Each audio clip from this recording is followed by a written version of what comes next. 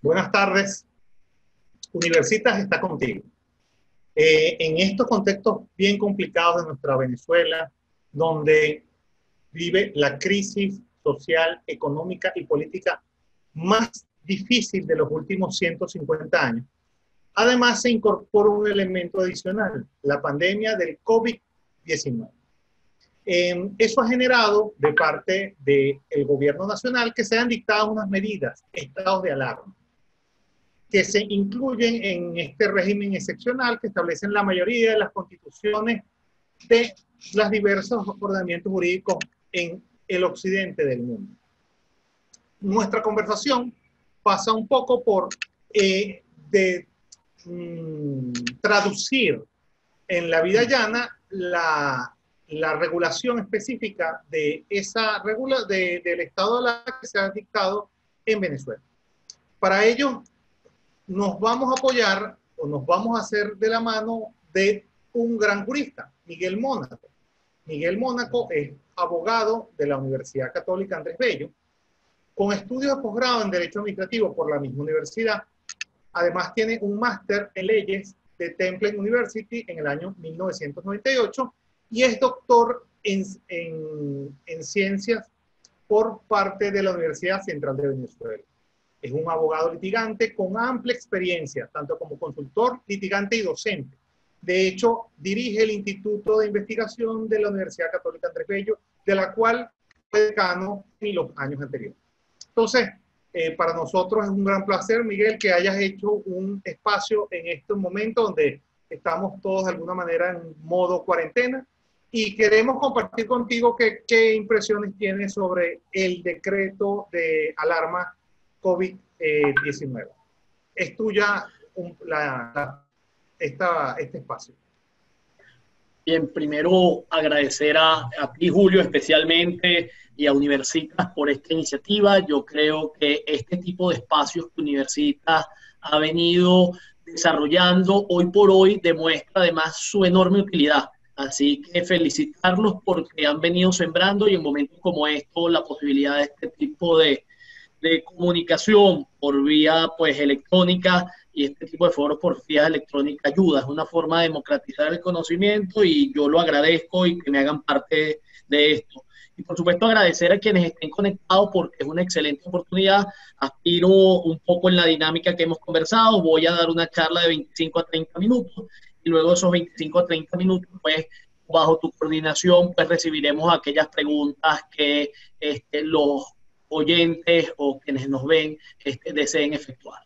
Yo creo que lo primero que tenemos que aclarar es que es un decreto de estado de excepción. Se habla de decreto de alarma, decreto de emergencia económica, conmoción interior, conmoción exterior. Al final, esos adjetivos son las causas o los motivos por los cuales se decreta un estado de excepción. Tienen como elemento transversal para todos que es un decreto de estado de excepción. Y el decreto de estado de excepción es cuando los medios ordinarios que tiene el derecho son insuficientes para atacar un problema. De hecho, el estado de excepción en mi criterio está muy ligado a lo que es el estado de necesidad, donde la fuente del derecho tiene que ser restringida o llevada por otros canales que no son los ordinarios para regular situaciones, porque o la naturaleza de la situación o la velocidad con la que sucede no permite que los medios ordinarios sean dados. De hecho, el elemento fundamental debería ser la extraordinariedad y la imposibilidad de que a través de una ley discutida de una forma ordinaria, pues se pudiera regular la situación. Porque no se trata de que las medidas en sí mismas tengan o no una extraordinariedad. Y entonces el decreto, y aquí hay que señalar que en Venezuela existen prácticamente dos tendencias de cómo definir estos decretos de estado de excepción y lo que viene luego. Todos coinciden que el decreto de estado de excepción dictado por el presidente de la República es típicamente un acto de gobierno por el cual se van a restringir determinadas garantías constitucionales. Fíjate que digo garantías constitucionales. Y hay quien llama luego a esto, a las reglamentaciones que se dicten con posterioridad, las llaman decretos leyes. Es decir, decretos a través de los cuales el presidente de la República regularía materias que son de la competencia de la ley. Ahí es el elemento fundamental, porque lo que está sucediendo es que a través de actos que son dictados por el Ejecutivo, se regulan materias que eran de la reserva legal, es decir, que el legislador era el que tenía que haber regulado. Y existe otra parte de la doctrina en Venezuela, la cual yo estoy de acuerdo, que lo que establece es lo siguiente: el decreto de estado de excepción va a restringir las garantías que la Constitución establece para determinados derechos. ¿Y cuál es la garantía fundamental que existe en Venezuela para esos derechos? Existen unas garantías sustantivas, las causas por las cuales esos derechos pueden ser regulados, y existe una garantía formal, que es que debe ser regulado a través de la ley. Pues el decreto de estado de excepción declara, frente a una conmoción, frente a una situación extraordinaria, esas garantías van a ser restringidas, es decir, ya no va a ser la ley la que va a regular una determinada situación, y entonces el Ejecutivo Nacional, a través de actos de naturaleza reglamentaria, va a desarrollar la situación. Son decretos de naturaleza ejecutiva, son decretos que tiene que dictar el presidente de la República. Entonces, lo primero que hay que señalar es que ese decreto lo que declara es un estado de excepción. Luego deberían venir una serie de actos dictados por el presidente de la República. De hecho, el artículo 15 de la Ley Orgánica de Estado de Excepción establece que el presidente entonces deberá dictar las medidas, pero es el presidente de la República. Eso no quiere decir, y recordando sobre los reglamentos, existen reglamentos llamados ejecutivos que dicta el presidente de la República, y luego existen otros reglamentos que son resoluciones que pueden desarrollar esos reglamentos, que tienen naturaleza también reglamentaria. Las medidas deben ser tomadas por el presidente de la República, sin desmedro que el reglamento puede establecer la posibilidad de que luego se dicten algunos actos reglamentarios posteriores que hagan precisiones específicas. Entonces, este decreto de estado de alarma está en el marco de un estado de excepción, que verifica un estado de excepción, y entonces lo declara para poder tener unos poderes especiales que le permiten al presidente regular situaciones que de otra forma serían materia de la ley. Aquí hay un aspecto, quiero coincidir con un llamado que hace la Academia de Ciencias Políticas y Sociales, en el cual este decreto debió ser remitido a la Asamblea Nacional. El control de la Asamblea Nacional es importante en este momento, y por dos razones que yo quisiera decirlo de la manera más constructiva posible. La primera es que el control es un control de naturaleza política, y no hay duda de que el control que podría hacer la Asamblea, fundamentalmente sobre la proporcionalidad y la justificación, yo creo que hay una justificación que todos tenemos claro que está, pero la Asamblea pudiera hacer un debate adecuado para verificar la proporcionalidad. Y por eso hago este segundo llamado. Yo creo que en estos momentos es un momento de unidad nacional. Yo sí creo y hago un llamado a la unidad nacional, porque la crisis que estamos enfrentando es una crisis de naturaleza mundial.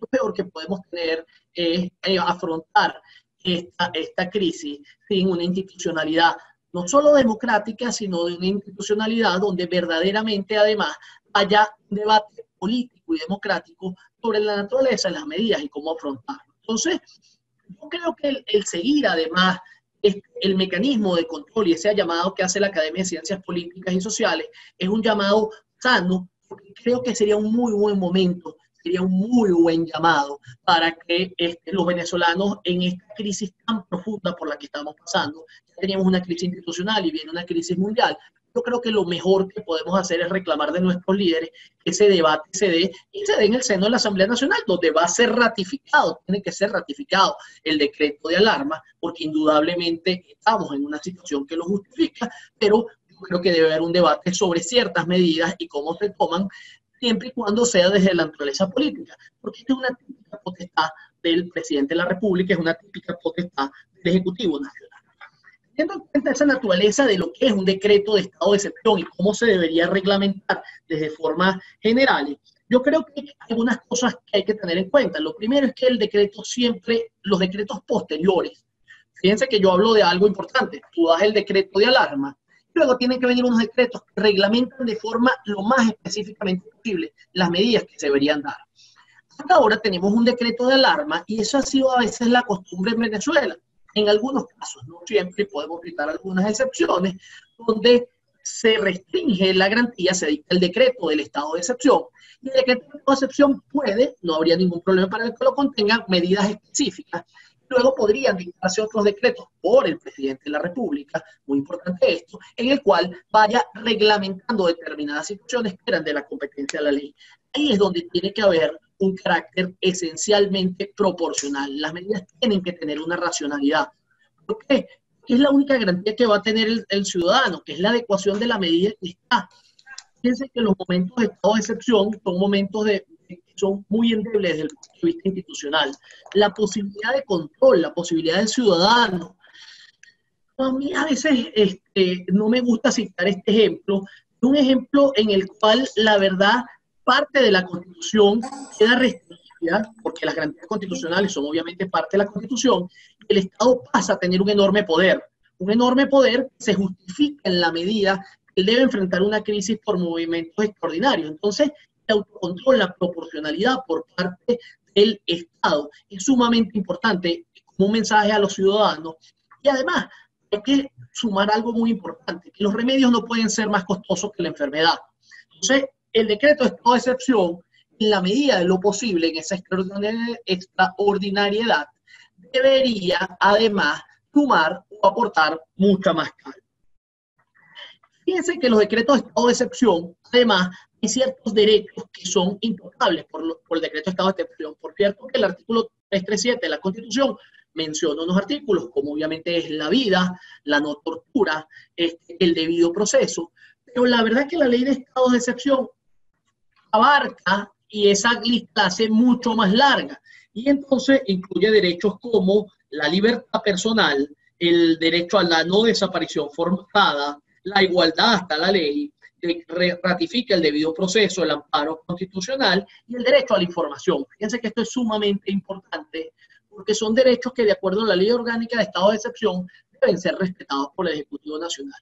Por cierto, y no lo hace para nada inconstitucional el decreto, lo que voy a mencionar, el decreto, estábamos tan acostumbrados, lamentablemente, a que se venía dictando un decreto de estado de excepción por emergencia económica, muchísimo más del plazo, porque se dictaba por el plazo, se dictaba la prórroga, se volvía a dictar el decreto de estado de excepción, lo cual demostraba que no era una excepcionalidad en todo caso lo que estábamos viviendo, que debía ser regulado por vías ordinarias, pero el decreto invoca el artículo 10, que es el de emergencia económica, cuando debió haber citado el artículo 8, quizás por esa misma dinámica de tomar los decretos de emergencia económica. Insisto, no lo hace inconstitucional, pero se ve que se fue tan consuetudinario dictar el decreto de estado de excepción por emergencia económica que terminan invocando el artículo 10 cuando debieron invocar el artículo 8, que es el estado de alarma. Insisto, todos los estados de excepción son lo mismo. Nuestra ley establece una clasificación, 4 clasificaciones clásicas no, vamos a decir de la ley venezolana para el estado de excepción que están en la Constitución, en el 337, que son el estado de alarma, la emergencia económica, la conmoción interior y la conmoción exterior. En este caso, fíjense que están conviviendo un estado de excepción por 2 motivos. El de emergencia económica, que yo creo que ya debió haber cesado, porque lo que esté pasando, más allá de la extraordinariedad o la profundidad de nuestra crisis, no es extraordinaria, se ha convertido en ordinaria y debería poderse regular por medios ordinarios, pero el estado de alarma. Yo creo que ahí existe más que una justificación para haber decretado ese estado de alarma y es algo importante de tener en cuenta. Ahora vamos a algunos elementos que van a ser importantes acá. El decreto, la ley de estado de excepción establece unos deberes de colaboración de los ciudadanos e incluso va a establecer unas potestades extraordinarias que se dan durante los estados de excepción. Cuando se declara el estado de excepción, hay algo que se habilita, que es lo que conocemos en el derecho administrativo venezolano y comparado como las requisiciones. ¿Qué son las requisiciones? Las requisiciones son actos que toman la propiedad temporalmente durante el estado de excepción, pero con una característica fundamental, que tiene que haber una necesariedad, pero además una indemnización. ¿Qué son las requisiciones en un estado de alarma? Pues pudiera ser la requisición cuando a usted se le compran forzosamente una cantidad de mascarillas. Pero fíjense que tiene que haber indemnización. Hay 2 aspectos fundamentales en este caso. Imaginémonos el caso, por ejemplo, de un hotel o de una edificación que sea necesaria. En esos casos, la requisición puede operar sobre bienes muebles o bienes inmuebles, pero siempre tiene que haber indemnización. Y esto voy a ratificarlo porque el estado de excepción en modo alguno se restringe una garantía para limitar un derecho por una vía reglamentaria. Pero no quiere decir que el derecho o desaparezca o el derecho puede ser anulado. Al contrario, fíjense que la requisición establece el derecho a indemnización. Esto es oportuno decirlo porque si bien no ha aparecido en Gaceta, y aquí coincido con otro llamado que hace la Academia de Ciencias Políticas y Sociales, es que estas cosas tienen que estar publicadas en Gaceta. Es muy importante para la institucionalidad del país que esto esté publicado en Gaceta. Y por una razón fundamental, porque es que requiere seguridad jurídica. En este momento es cuando más seguridad jurídica quieres tener. Entonces, el dictar medidas, pero que no aparezcan en la Gaceta, aunque sea por medios electrónicos, el sistema el servicio autónomo de la Gaceta oficial tiene medios electrónicos para que aparezcan, es sumamente importante para que el ciudadano se sienta seguro y no propenso al abuso de cualquier autoridad que quisiera interpretar el decreto a su manera.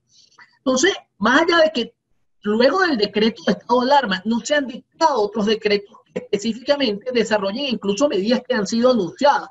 Y aquí quiero hacer un llamado fundamentalmente al caso de, por ejemplo, la suspensión de cobros de alquiler, lo cual es una violación clara, al menos en los términos que se ha dicho, al derecho de propiedad. ¿Y por qué razón? Porque nadie autoriza a que su derecho de propiedad, que es el derecho al goce de los frutos de esa propiedad, como pudiera ser un canon de arrendamiento, ustedes se lo suspendan a fondo perdido. Y aquí opera algo fundamental que tiene la Constitución venezolana, como muchas constituciones occidentales, que es el principio de igualdad de las cargas públicas. Yo no tengo que soportar una carga mayor que el resto. Las cargas deben repartirse entre todos los ciudadanos, más en momentos de crisis. Entonces, ¿qué es lo que debe suceder? Si usted Estado cree que tiene que ese inquilino ser ayudado específicamente, pues un Estado debería pagar en todo caso el arrendamiento a través de algún tipo de medida de fomento que ese inquilino no va a poder pagar. Usted no puede hacer que un individuo, un particular, pague él de su propio peculio algo que debe ser repartido entre toda la sociedad. Cuando el Estado paga ese canon de arrendamiento, ese costo se reparte entre toda la sociedad. Este costo está asumido por toda la sociedad, no por un único individuo. Entonces, sin duda alguna, es inconstitucional todas estas medidas que pretenden hacer que un individuo soporte una carga que tiene que ser soportada por toda la sociedad y se le prive el derecho al goce de los frutos de su propiedad, como puede ser un canon de arrendamiento. Obviamente, ¿qué ocurre? El estado de excepción revela una fuerza mayor. Esa fuerza mayor puede ser una causal precisamente de la suspensión o incluso la terminación del contrato, depende de cómo haya sido regulado en el contrato. Entonces, por ejemplo, en un contrato de comercio, si el comercio está abierto y el comercio está funcionando y está vendiendo, ¿cuál es la justificación para que usted suspenda el pago del canon de arrendamiento? Si el comercio no puede abrir porque de acuerdo a las medidas, eso no debería suceder, él no debería tener una actividad. Entonces, el inquilino y el arrendador deberían acudir a su contrato y ver si hay una causa de fuerza mayor y ver cuáles son las consecuencias que suceden con ese contrato y que se suspende el canon o se termine incluso el contrato. Pero el dictar medidas generales que afecten el derecho de propiedad no son ni siquiera justificadas en un estado de excepción. De hecho, insisto mucho, el artículo 23 de la Ley Orgánica de Estados de Excepción establece la posibilidad de las requisiciones. Y las requisiciones generan indemnización, incluso en el momento más extremo de un estado de excepción, cuando, por ejemplo, tuvieran que ser compradas una mascarilla forzosamente para que esté en un hospital, en una clínica, y los médicos la tengan, tiene que ser indemnizado, tiene que ser pagado. O incluso, si es un inmueble, tiene que ser devuelto. La pérdida establece la Ley Orgánica de Excepción que haya establecido o que haya sufrido el propietario de ese inmueble, tiene que ser debidamente indemnizada. Los estados de excepción restringen garantías, pero deben preservar derechos. Lo que estoy es restringiendo la forma como reglamento de determinados derechos. La propiedad es un derecho que no debe ser afectado. Entrando en los puntos específicos de las medidas que estén en el estado de excepción, luego de este contexto, no me voy a referir al orden específico en que aparece en el decreto, sino en lo que yo creo que pueden ser más relevantes o importantes.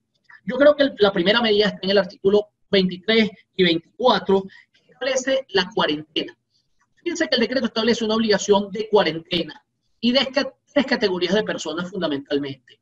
Primero, quienes hayan sido diagnosticados, quienes se sospechen que puedan ser diagnosticados.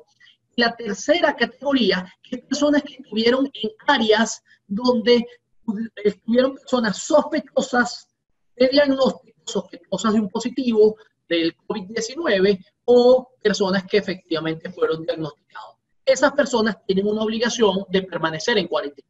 Y aquí, sobre todo, un tema académico para mis colegas abogados, es que esto es sumamente interesante porque el decreto establece prácticamente la posibilidad de que se dicten medidas a través de las cuales, si una persona no guarda la cuarentena, la autoridad lo puede forzar a guardar la cuarentena. Y esto lo quiero levantar porque si uno ve el artículo 7 de la Ley Orgánica de Estados de Excepción, la libertad no puede ser tocada en estados de excepción.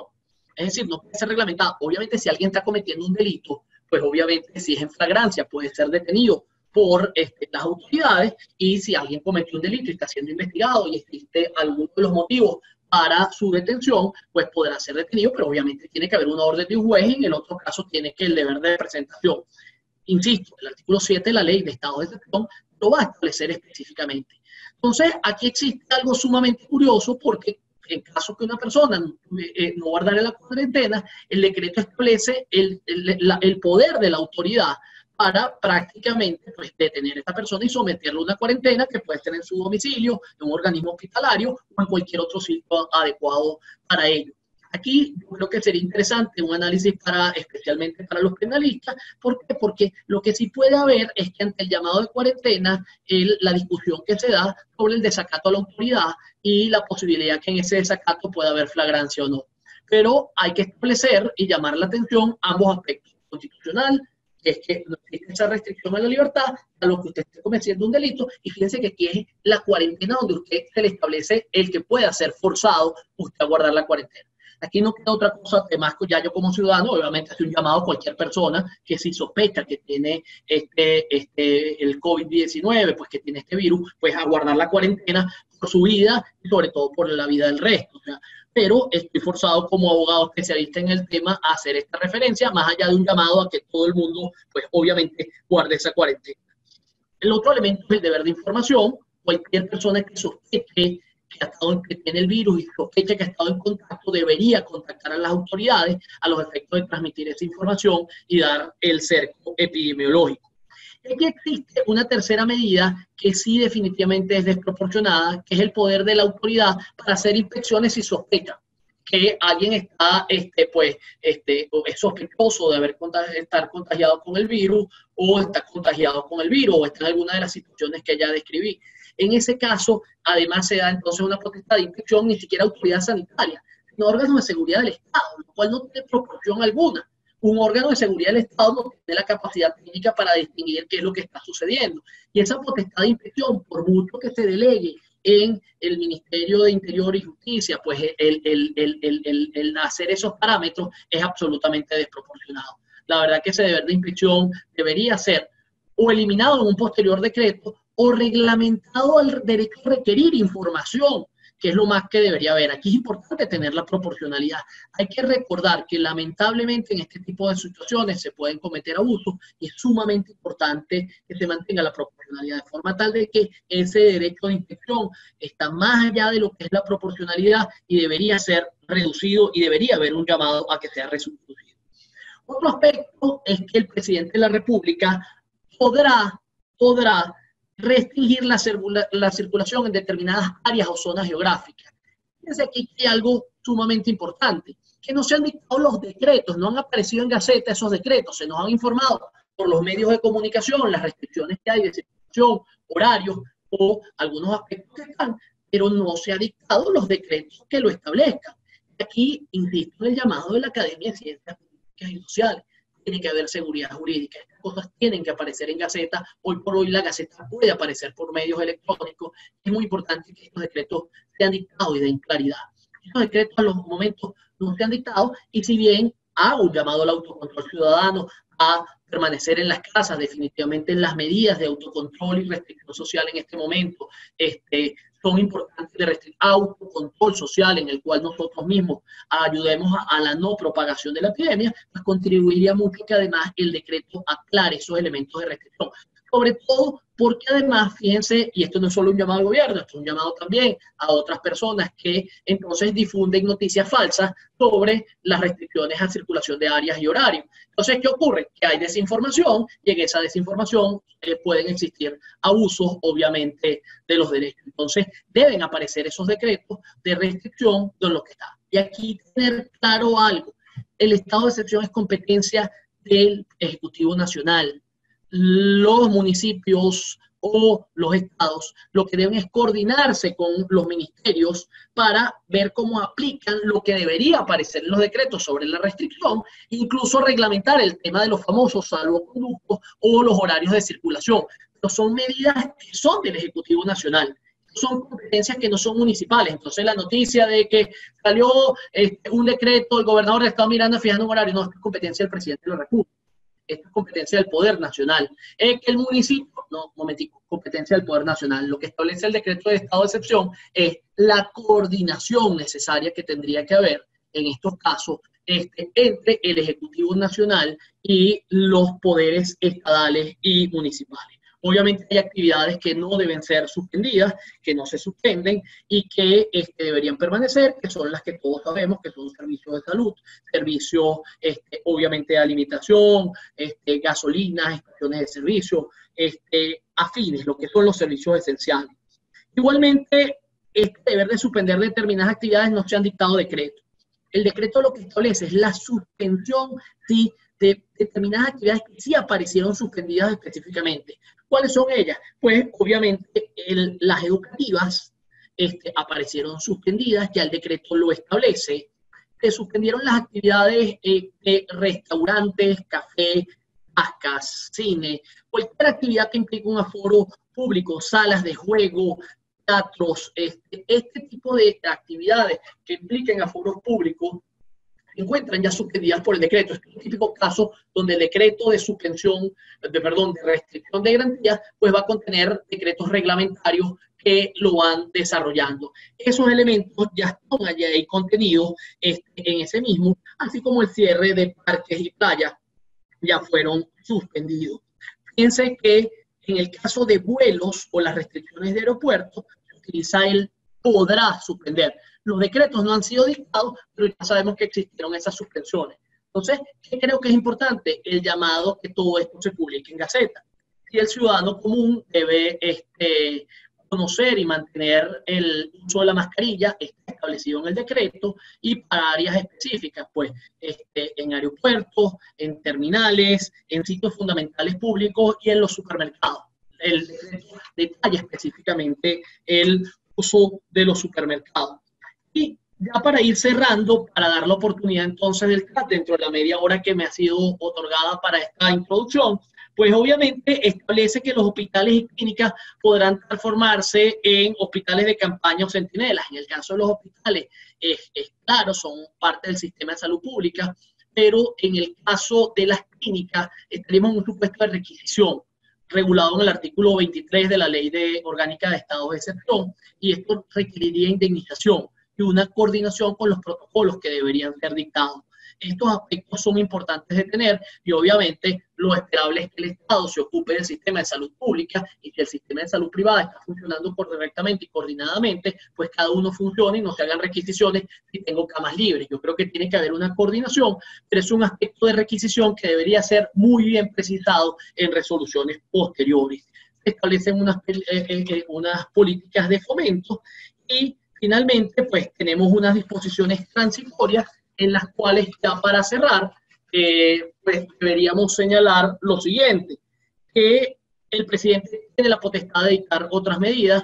Es lógico, precisamente son las medidas que declaran el estado de excepción. Este decreto, incluso en puridad de concepto académicamente, lo que debió fue decretar el estado de alarma, motivar las razones del estado de alarma, especificar cuáles son las garantías que iba a restringir para determinar cuáles son los derechos que va a afectar, y luego deberían dictarse decretos específicos que reglamentaran esos derechos.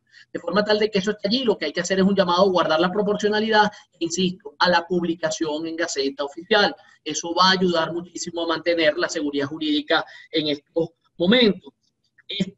se hace un llamado al Ministerio Público a estar atento al COVID-19. Esto pudiera tener que ver fundamentalmente con el tema del acatamiento no de las medidas y con lo que yo ya explicaba.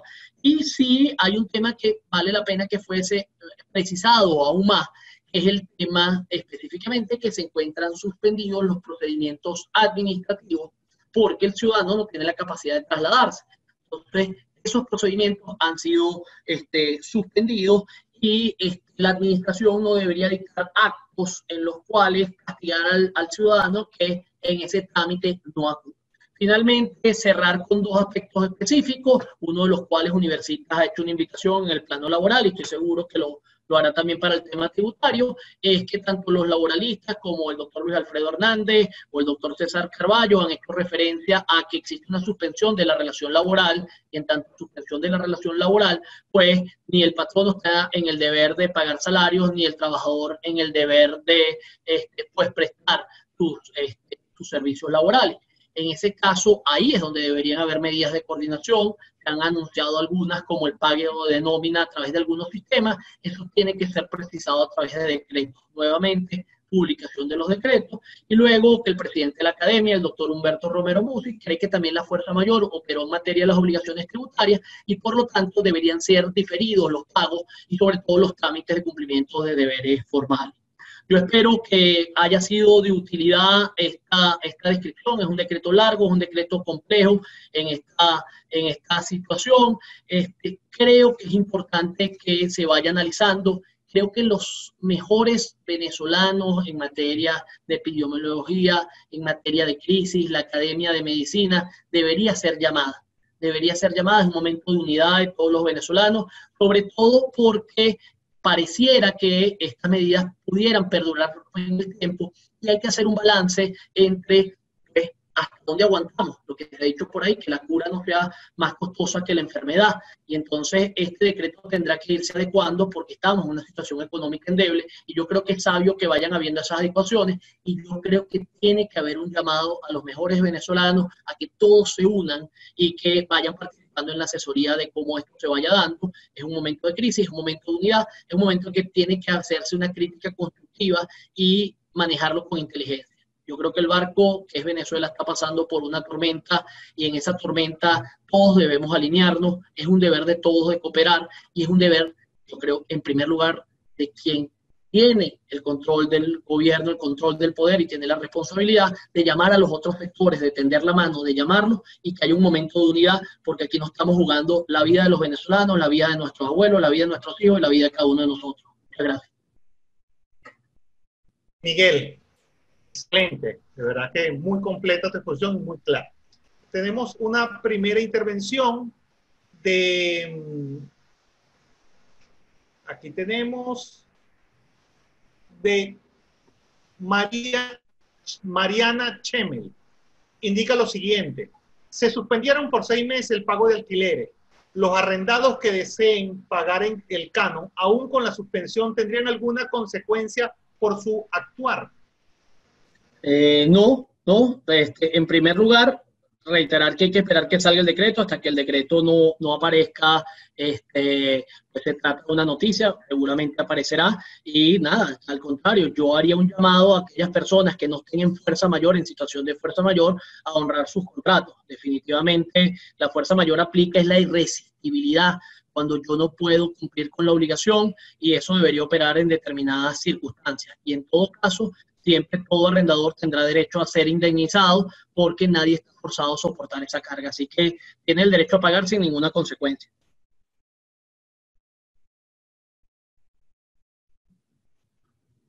No se escucha, Julio. Tienes que quitar el mute. Gracias, Miguel. Carlos Julio desde Facebook nos hace el siguiente comentario. ¿Qué opina de las fácticas limitaciones en el uso del combustible? ¿Constituyen una afectación al derecho al acceso a los bienes y servicios, a la información e incluso a la salud? Sin duda que sí. Una de las cosas más importantes que tenemos que tener en cuenta es que debería haber transparencia. O sea, no deberíamos depender de las cadenas o de las redes sociales para saber qué está sucediendo con la gasolina en una situación tan crítica. Al menos debería decírsenos qué está pasando claro que es una limitación al derecho a la información y obviamente es una restricción al tránsito que incluso deberíamos tener los venezolanos. Fíjense que el decreto suspende los restaurantes, pero no suspende el servicio de consumo o de transporte a domicilio. Y entonces, ¿cómo se hace un transporte a domicilio de esa comida si el dueño del restaurante no tiene el combustible para hacerlo en su vehículo? Que es una forma con la cual más bien puedo mantener un nivel de actividad económica para ayudar a esa pequeña empresa. Entonces, sí, sin duda, y aquí debería haber transparencia y por eso insisto, es un momento de unidad. Estamos pasando por una crisis económica muy fuerte y además viene entonces una crisis global. Entonces, sí, tiene razón, es una restricción indebida a los derechos de la persona y al acceso a bienes. Gracias, Miguel. Milagros Saldivias García, desde Barquisimeto, aquí en nuestra aula de Zoom, indica lo siguiente. Saludos, Miguel. En atención a la pregunta anterior, si es al contrario, que el arrendador le continúe cobrando a sus inquilinos los canos de arrendamiento mensual y consecutivamente, ¿tendrá alguna sanción? Bueno, el decreto, primero, bueno, ya ahí tengo que hacer un paréntesis porque es obligatorio. Yo soy de Barquisimeto, así que bueno, cada vez que me nombran a Barquisimeto es mandarle mi cariño a Barquisimeto, a mi familia allá en Barquisimeto, sin duda alguna, a mi madre, que está allá y que bueno, quisiera estar cerca de ella. Pero bueno, en este caso no sabemos, el decreto no fue dictado, entonces hay que esperar, o sea, no podemos todavía, por eso tiene que ser un llamado, hay que publicar los elementos en Gaceta, y yo creo, teniendo en cuenta que todavía no ha sido publicado, yo quisiera hacer un llamado muy especial al Ejecutivo Nacional a que busque una proporcionalidad, a que solo cuando haya casos de fuerza mayor que estén regulados en los contratos, haya una suspensión del contrato y obviamente tanto los deberes del arrendador y del arrendatario. Pero si hay un arrendatario que puede pagar, que sigue funcionando, que está comercial, ¿por qué usted va a suspender? La fuerza mayor está regulada en el Código Civil y es opera en los contratos. La mayoría de los contratos de arrendamiento ya regulan la fuerza mayor. Yo creo que es inadecuado. Ojalá que el decreto, ojalá que se escuche a los sectores, al sector arrendador, porque además, si queremos que se siga arrendando, o que se pueda seguir arrendando, que ya es un mercado muy mermado, encima, ahora imagínate la inseguridad jurídica que vamos a tener. Gracias. Bárbara Sosa, desde Barina, desde Facebook, indica lo siguiente. Los actos dictados en el marco de los decretos de estado de excepción derogan las normas ordinarias del ordenamiento jurídico. Muy buena pregunta, excelente pregunta. Fíjense que no, precisamente. Y aquí lo que pasa es que en Venezuela tuvimos una historia que durante la Constitución del 61 el derecho a la libertad económica estuvo suspendido por varias décadas, ¿no? Entonces había una serie de normas, pero precisamente lo que hay que entender es que los decretos de estado de excepción suspenden la aplicación de la legislación ordinaria y regulan mediante normas reglamentarias situaciones particulares que una vez cesada la excepción deberían cesar esas normas. Entonces, claro, en Venezuela es muy común esto porque tuvimos una historia donde habían normas que fueron dictadas durante una suspensión de garantías que duró mucho tiempo en materia económica y en el cual daban reglamentación ordinaria. Pero lo que hay que tener en cuenta es que las normas que regulen el estado de excepción deberían ser para regular el estado de excepción. Establecido, levantado el estado de excepción, la legislación ordinaria debería seguir regulando de materia. Por eso es que yo restringo la garantía y dicto medidas específicas. Esos reglamentos solo deberían tener vigencia durante la vigencia del estado de excepción. Termino con esta frase, esta pregunta. Fíjense que se trata de un caso en el cual se mantiene vigente la legislación ordinaria, que es afectada por la excepcionalidad, pero su aplicación se sustituye reglamentariamente durante el periodo de la excepción. Es un caso muy curioso, que precisamente el filósofo Giorgio Agamben dice que tiene fuerza de ley, pero la tacha en el sentido de que está vigente, pero no se aplica durante la excepción. Excelente. Carmen, desde Zoom, hace el siguiente comentario. Si se aplica en derecho estricto los supuestos de la relación de trabajo, no recibo salario, ¿pueden los empleadores suscribir acuerdos de suspensión y dejar de pagar salario sin la autorización del Ministerio del Trabajo? Sí, Fíjense, y aquí hago referencia sobre todo a la opinión del profesor Luis Alfredo Hernández y del profesor César Carballo, que ambos señalaron que en principio tendría que haber una autorización de acuerdo al artículo 72 de la Ley Orgánica del Trabajo, de los trabajadores y trabajadoras, de una inspectoría del trabajo. Es que es inoficioso, coincido con ellos. Si ya la fuerza mayor, el motivo te la declaró el Ejecutivo Nacional, y el Ejecutivo Nacional es el que está precisamente haciendo cesar, está pidiéndole a la empresa que no abra, le está pidiendo por otra parte al trabajador que no acuda al centro de trabajo. Entonces, las inspectorías del trabajo además están cerradas. Entonces, ¿cuál es el sentido? ¿Pudiera una inspectoría del trabajo decir que sí, que no hay una causa de fuerza mayor, cuando la decretó el presidente de la República, que es su superior jerárquico desde el punto de vista de la administración? Por lo tanto, en primer lugar, yo suscribo la opinión de estos dos destacados profesores y lo que sí hay es un llamado también en este momento pues, a la solidaridad, pues si usted puede o encuentra alguna forma, cada empresa deberá tratar de buscar algún tratamiento especial a esto. Es un momento donde yo creo que sí también puede haber un llamado a la solidaridad como venezolanos, entender de parte y parte que estamos en una crisis económica, que el empleador probablemente no va a percibir los ingresos que usualmente tendría, que el trabajador también va a necesitar lo que estaba de ordinario, y yo creo que ahí deben haber conversaciones particulares. Yo creo que hay muchas situaciones que nos vamos a demostrar que la madurez del venezolano va a resolver. Por eso es que hay que ser importante y tener en cuenta en la no sobreregulación. Se sobreregula cuando hay situaciones que pueden ser resueltas particularmente. Carmen, de todas maneras, Carmen, si quieres complementar, acompañarnos este jueves a las 4 de la tarde en la conversación que el profesor Héctor Jaime Martínez va a hacer sobre las implicaciones laborales del régimen de este estado de alarma. Mira, Miguel, una persona que se identifica como Red Del, ese es su equipo, te felicito, Miguel, por la claridad y la lucidez de su exposición. Gracias. Por otro lado, indica, excelente, muchas gracias. Alberto Balbuena hace el siguiente comentario. En el caso del municipio Maracaibo, mediante el decreto municipal 24-2020, se establece un horario limitado de 8 de la mañana a 2 p.m. las actividades para los establecimientos esenciales. ¿Ha dado derecho esta medida? Bueno, fíjense, reitero, la potestad del estado de excepción y de reglamentar el estado de excepción es del presidente de la República. El artículo, yo si estuviera en Maracaibo, invocaría el artículo 15 de la ley ley orgánica de estado de excepción, que me establece que es una medida del presidente de la República.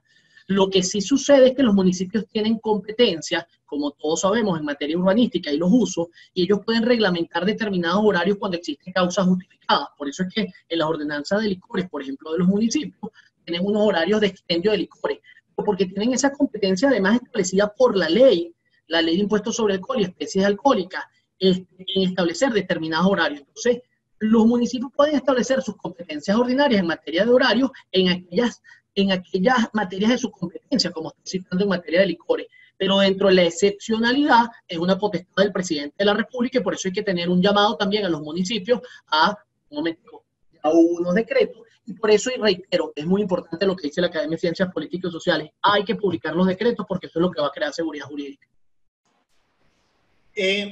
Irima Jordana Pérez Sepúlveda, aquí en Zoom, en nuestra aula virtual, indica: muchas gracias, profesor, muy clara su explicación.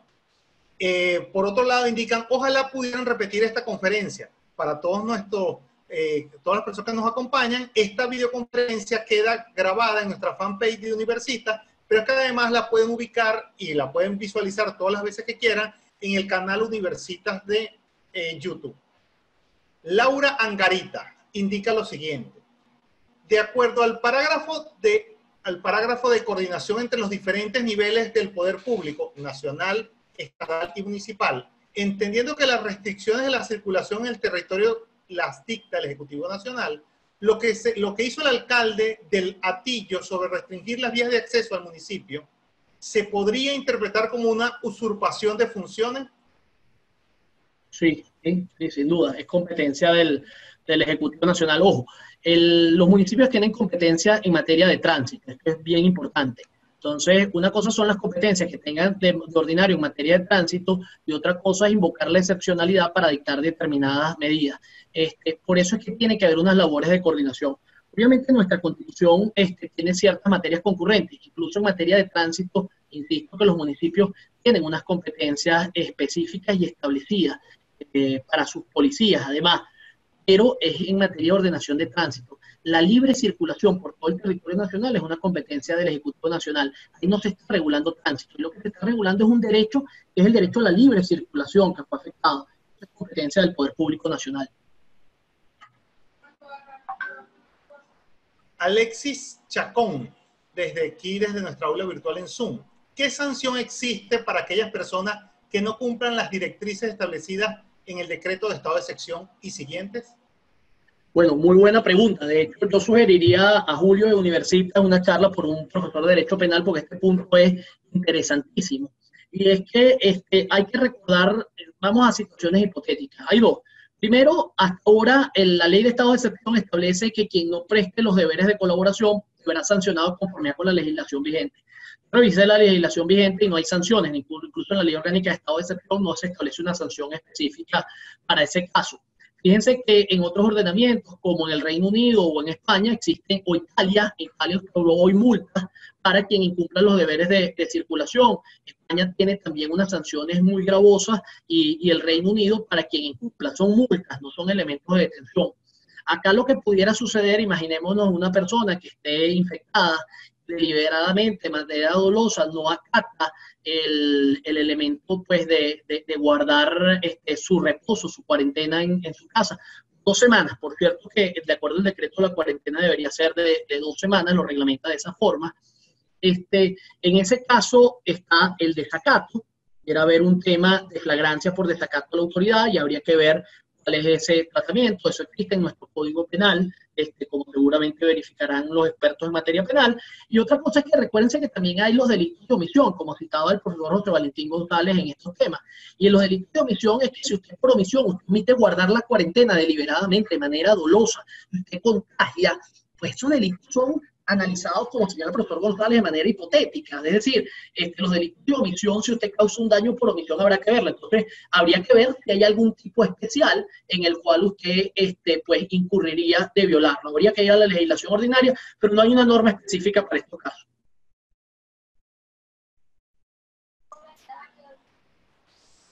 Tenemos aquí un comentario de Andri Infante. Buenas tardes, saludo a todos. ¿Qué consecuencias cree que puede traer la cuarentena al estado del país? Y hace una segunda pregunta. ¿Cómo se puede garantizar realmente que, por lo menos en el sector alimenticio, que aún continúa laborando, no se produzca un foco de contaminación? En Aragua, varias zonas ha sido restringida la permanencia de personas fuera de sus casas, sin excepciones incluso para comprar alimentos. Una tercera pregunta indica: ¿eso está permitido en las leyes venezolanas en estos casos? Cuando se detienen a las personas por incumplimiento de la cuarentena, ¿no se convertiría esto en un riesgo de contaminación para los detenidos por estos motivos? Bueno, lo último ya lo contesté y es un tema interesantísimo, insisto, para quien nos gusta el tema de los estados de excepción. Con la primera pregunta, los estados de necesidad ponen en juego o en contraposición distintos valores. Y aquí existe un problema. ¿Qué pasa? Y es lo que se viene diciendo, si la cura va a ser más costosa que la enfermedad. O sea, no podemos estar en el país en cuarentena mes y medio. ¿Quién trabaja? ¿Cómo se produce? ¿Serán suficientes las ayudas estatales? ¿El aparato económico cómo queda mermado? Hay un debate en los Estados Unidos en la cual, lo que ya he dicho varias veces, se ha debatido, que es que el remedio no sea más costoso que la enfermedad. Entonces, va a haber un elemento de valores donde como sociedad tendremos que decidir, bueno, y es lo que yo asumo, y no quiero pasar por epidemiólogo, pero lo que hemos aprendido de todo esto es que si los picos cesan, no logra que el pico de la enfermedad, de contagios, comience a descender, pues yo creo que pueden las medidas comenzar a adecuarse. Entonces, permitir actividades económicas o el regreso de determinadas actividades económicas, pero la preservación o cuarentena de las personas o poblaciones más vulnerables. Porque lo que sí estamos claros es que vamos a tener que tomar elecciones difíciles como sociedad como mundo, yo creo que el mundo va a cambiar luego de esta enfermedad del coronavirus. Las advertencias que algunos expertos en epidemiología, algunas personas como Bill Gates habían señalado que era una amenaza que ya estaba evidente, ya las habían, hay trabajo incluso de doctores de la Academia de Medicina de Venezuela que trataban de lucubrar precisamente sobre este tipo de escenarios. Y yo lo que creo es que tenemos que tener en cuenta que vamos a tener que tomar determinadas decisiones. Yo creo que no es sostenible una cuarentena tan estricta, pero tiene que ser algo institucional, algo coordinado. Por eso insisto, el llamado a que el Ejecutivo Nacional tienda la mano, llame a los mejores expertos, y aquí tiene que haber un pacto nacional, porque como venezolanos vamos a ser puestos en decisiones extremas, y yo creo que tenemos que tomarlas en conjunto, y saber que eso nos va a traer unos costos como venezolanos que tenemos que asumir. Es el momento de la unión. Ya nos va quedando poco tiempo y todavía nos quedan muchas preguntas. Hay un comentario que me había faltado indicar. Si el Estado realmente es el pago de las nóminas de pequeñas y medianas empresas por el sistema Carnet de la Patria, ¿no se estaría violando los derechos de las personas que no poseen este documento? Sí, bueno, hay un derecho a la igualdad. Obviamente el derecho a la ayuda tiene que ser a través del derecho a la igualdad. Seguramente el gobierno va a decir que no existe restricción a que usted se carnetice y obtenga el Carnet de la Patria. Y esa es probable la respuesta que tendría que ser. Yo creo que pueden haber mecanismos muy eficientes también. Por ejemplo, el pago de la nómina directamente a los empresarios que hayan suspendido la relación laboral. Si la relación laboral se suspendió, lo lógico es que hacerlo. Y recurrir a sistemas como el Carnet de la Patria, que tienen una utilidad en estos momentos, sin duda alguna, si no se manejan con un mecanismo de control social para los llamados autónomos. Es decir, el que se autoemplea, yo creo que es un mecanismo útil, y en el caso de las empresas, yo creo que debería canalizarse en los empleos formales a través de esa vía, porque de lo contrario se viola el derecho a la igualdad. Seguimos abusando del tiempo del ponente. Ariana Cabrera indica, buenas tardes. ¿Es el hecho del príncipe igual desde el punto de vista jurídico al caso fortuito o la fuerza mayor? Bueno, muy buena pregunta. Creo que los profesores de contratos y obligaciones están en mejor posición que yo, pero hay que recordar que el elemento común es la teoría de la irresistibilidad. En ambos casos, de la irresistibilidad y de la imprevisibilidad. Son los dos requisitos que se tienen que cumplir. Que sea imprevisible, que era un evento que yo no pude regular, y que sea irresistible. Es decir, nadie conocía que se podía dictar esta medida, porque si usted conocía que se podía dictar, lo regulaban el contrato. Si hoy vamos a firmar un contrato, ya tuviéramos que establecer y considerar lo que está pasando. Entonces, yo creo que son equiparables. Yo creo que la tesis en Venezuela, que al menos el caso fortuito y la fuerza mayor, los autores la equiparan en Venezuela. Yo creo que el príncipe, con algunas características, yo creo que sin duda aplica en la medida que se cumplan los dos requisitos de irresistibilidad y de imprevisibilidad. El amigo Roberto Jun, desde aquí, desde nuestra aula virtual, indica lo siguiente. Consideraciones sobre la validez y vigencia de los decretos de estado de excepción que no hayan sido considerados y aprobados por la Asamblea Nacional, más allá de que las normas sanitarias son de contenido técnico sanitario. Bueno, el control de la Asamblea Nacional es un control político, y de hecho es un requisito para mí de validez del decreto. El decreto debió ser remitido a la Asamblea Nacional. Hay que recordar que existe una sentencia de la Sala Constitucional del 2017 o el 2016, no tengo la precisión de la fecha, luego por Twitter les mando la precisión de la fecha, en la cual recuerden que bajo la teoría del desacato se estableció que este control solo lo ejercía la Sala Constitucional, como de hecho este decreto solo lo envía a la Sala Constitucional.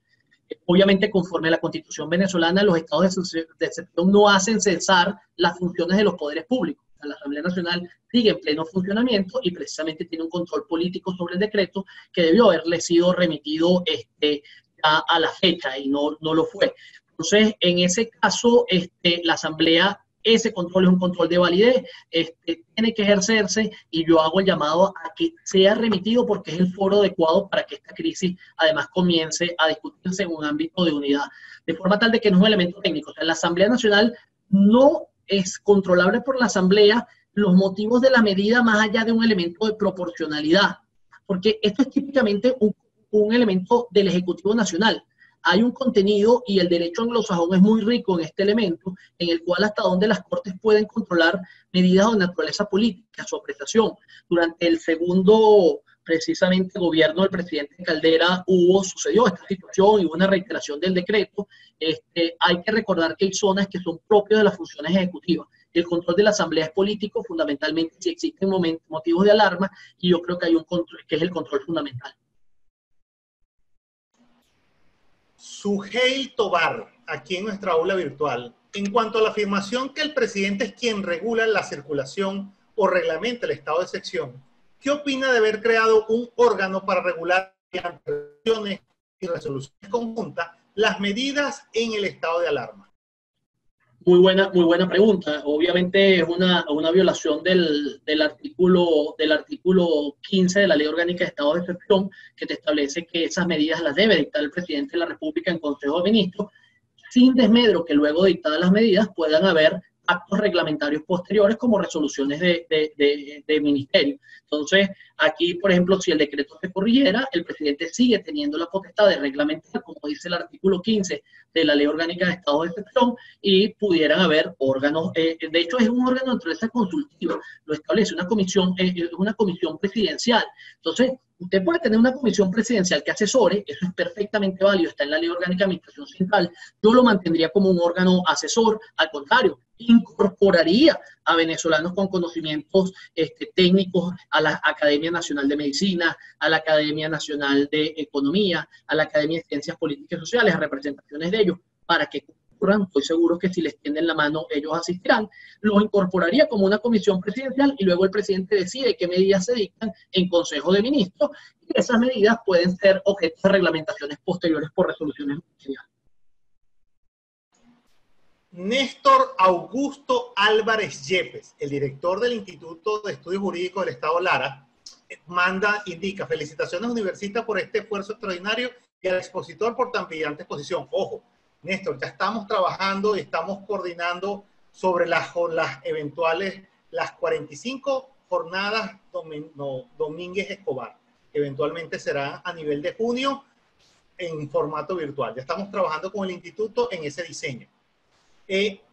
Indica Giglis aquí en Zoom: excelente, llevo 2 días en estas videoconferencias y son muy enriquecedoras. Te doy un dato, Giglis. En estos últimos meses hemos ejecutado 27 videoconferencias, hemos tenido profesores de 16 países y hemos tenido participantes de 28 países, de manera que todas están en el canal de YouTube para que puedas darte un gusto revisando en estos días, que a todos nos sobra un poco de tiempo para ponerse al día en diversidad de temas. Aquí tenemos un comentario de María Isabel Linares. Hola, profesor, gracias por su excelente conferencia. ¿Usted considera que el decreto ha debido incorporar alguna regulación respecto a los impuestos sobre la renta, IVA, etcétera? No, como ya señalé, al contrario, el decreto debió limitarse a declarar la alarma, los motivos de la alarma, y qué garantías restringe respecto a determinados derechos, y luego sí dictar decretos específicos para cada una de las situaciones. Una de ellas definitivamente debió ser en materia tributaria. Ahí todavía el CENIAT tiene la potestad de declarar la fuerza mayor, lo cual además incluso pudiera ser hasta inoficioso, en el sentido de que no queda otra, es forzoso que lo declare. Pero coincido, o sea, solo por tema académico el decreto debería limitarse a eso y luego decretos específicos. Y no dejar de pasar para saludar a Néstor, mandarle un saludo también, y que además que con esos apellidos guaros, pues más guaro no puede ser. María José, aquí en el aula virtual, indica: primero que todo felicitar al profesor Miguel Mónaco, excelente exposición. ¿Por qué, si la cuarentena es de 14 días, la Gaceta establece que las actividades se pueden reanudar el 13 de abril? La Gaceta lo que estableció es que la vigencia será de 30 días. De hecho, para aclararlo, porque tiene que ver la temporalidad específica que tiene, permítame leerlo. Este decreto, la disposición final octava, este decreto tendrá una vigencia de 30 días prorrogables por igual periodo hasta tanto se estime adecuada el estado de contención de la enfermedad epidémica coronavirus COVID-19 o sus posibles cepas y controlados los factores de contagio. Entonces, Dos cosas, el decreto tiene una vigencia de 30 días, pero siguiendo las recomendaciones que todos hemos leído internacionalmente de que el periodo en el cual una persona puede estar asintomática 14 días, pareciera que esa es la razón por la cual se pide la cuarentena de las personas sospechosas. Obviamente la persona que esté bajo un contagio tendrá que guardar la cuarentena hasta que esa persona sea dada de alta o se considere que superó la enfermedad. Pero una cosa son los 14 días que hemos leído en la prensa por los epidemiólogos, que dura o debería durar una cuarentena por el periodo de que la persona está sintomática, y otra cosa es cuánto dura el decreto que está reglamentado en la ley.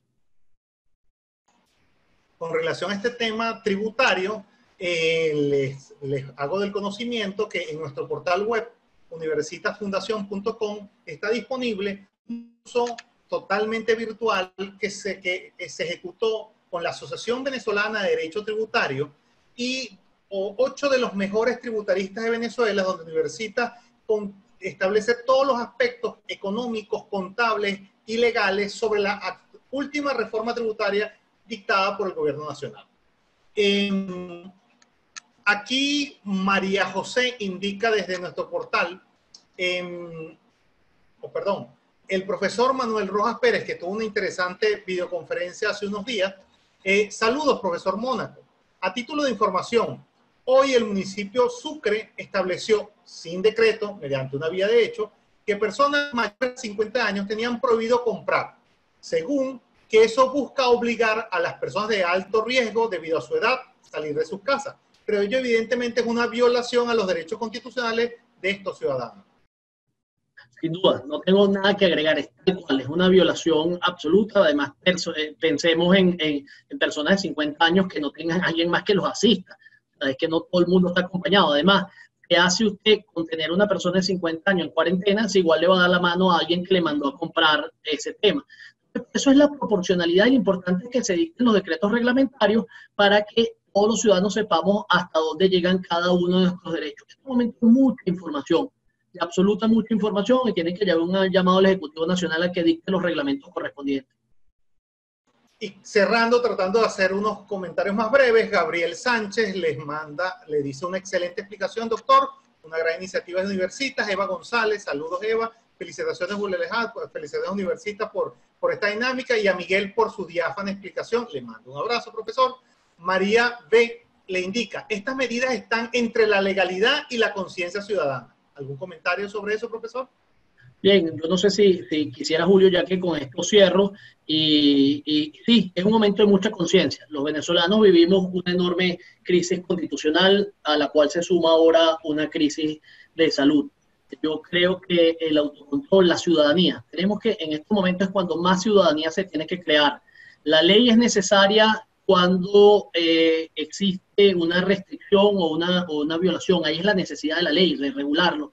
Pero cuando esta ley está mermada, yo creo que es responsabilidad de los ciudadanos de ayudarnos, de tener muchísima conciencia de lo que está sucediendo. Y yo creo que esto va a sacar lo mejor y lo peor de todos nosotros. Espero que sea lo mejor. Es un llamado al liderazgo político, a que se unan. La Constitución tiene las respuestas para estas cosas, y yo creo que si el decreto es enviado a la Asamblea Nacional, si son llamados los mejores venezolanos a esa comisión presidencial, y a su vez la Asamblea Nacional entiende esto como un mecanismo de resolución, yo creo que puede ser un camino. Yo creo que en la crisis podemos tratar de sacar lo mejor de nosotros antes que sea muy tarde. Yo espero que nunca lo sea. Yo quiero hacer ese llamado. Le quiero hacer un llamado a todos los que estén en esta charla, que me escuchen, a que le hagamos llamado a nuestros representantes, a que exijan ese momento de unidad nacional. Yo creo que con mucha madurez lo podemos hacer. De eso depende mucho el futuro de nuestra república. Bueno, yo creo que no queda más que agradecer al profesor Mónaco, no solo por su excelente exposición inicial, sino por la paciencia y la agilidad con que respondió esa gran cantidad de preguntas e inquietudes que tenía nuestra audiencia. ¿Te gustó esta experiencia? Entonces vamos a hacerla viral. Comparte esta información entre tus contactos de los grupos de WhatsApp, de Telegram, para que todos se suscriban a las diversas experiencias que Universitas Fundación tiene para ustedes. Muchas de ellas, los lunes son de negocios y economía, los martes vamos a iniciar con el aula Bruber Carías, los miércoles es la cátedra Jorge Rosell, Derecho Penal, los jueves son de Derecho del Trabajo, jueves de videoconferencia. Y este viernes tenemos además algún tema conectado con el tema de la Aula Ciudadana, que en este caso se traduce en el Observatorio Venezolano de los Servicios Públicos. Miguel, infinitas gracias, y todos estos días Universitas está contigo, de manera que mantente conectado, que vamos a tener a todos ustedes. Miguel, si tienes algún mensaje final, nos encantaría escuchar. Bueno, me han escrito cualquier duda, el Twitter es @MónacoMiguel, por el Facebook de Universitas puedo contestar las preguntas que estén, así que con el mayor gusto toda la información que esté, y nada, a mantenernos en nuestras casas, pero activos, exigiéndole a nuestros representantes mucha madurez, la cual estoy seguro que nosotros tenemos, y yo creo que tenemos derecho a que ellos la tengan. Bueno, hasta luego y muy buenas noches ya.